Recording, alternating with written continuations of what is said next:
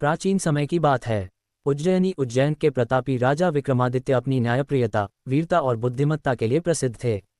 एक दिन एक तांत्रिक ने राजा से कहा कि यदि वह एक विशेष अनुष्ठान पूरा करना चाहते हैं तो उन्हें शमशान में पेड़ पर लटके हुए वेताल भूत को पकड़कर लाना होगा।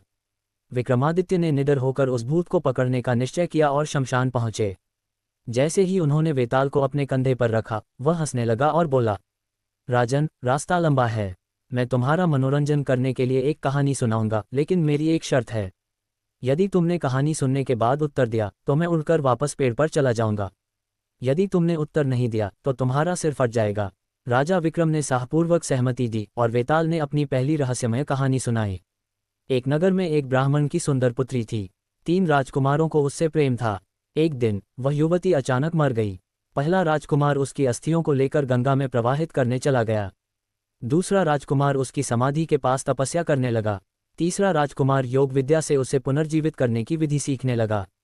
कई वर्षों बाद तीसरे राजकुमार ने अपनी विद्या से उस कन्या को जीवित कर दिया। अब प्रश्न यह उठता है, इन तीनों में से असली पति कौन होना चाहिए?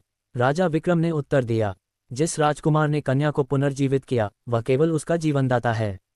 जिसने अस्थियों को गंगा में प्रवाहित किया वह उसका पूजक मात्र है। लेकिन जिसने समाधि के पास बैठकर वर्षों तक तपस्या की वही उसका सच्चा पति होने का अधिकारी है। विक्रम के उत्तर देते ही वेताल फिर से उड़कर पेड़ पर चला गया और राजा को फिर से उसे पकड़ना पड़ा। इस प्रकार राजा विक्रमादित्य ने 25 बार वेताल को पकड़ा और 25 कहानियां सुनी। हर बार वेताल ने एक नई रहस्यमयी पहेली सुनाई और राजा को अपनी बुद्धिमत्ता से उसका उत्तर देना पड़ा। अंततः विक्रमादित्य ने अपनी चतुराई और साहस से तांत्रिक के षड्यंत्र को भी विफल कर दिया और विजयी हुए। विक्रम और वेताल की कहानियां केवल मनोरंजक नहीं हैं, बल्कि वे हमें बुद्धिमत्ता, न्याय और नीतिपूर्ण निर्णय लेने की सीख भी देती हैं।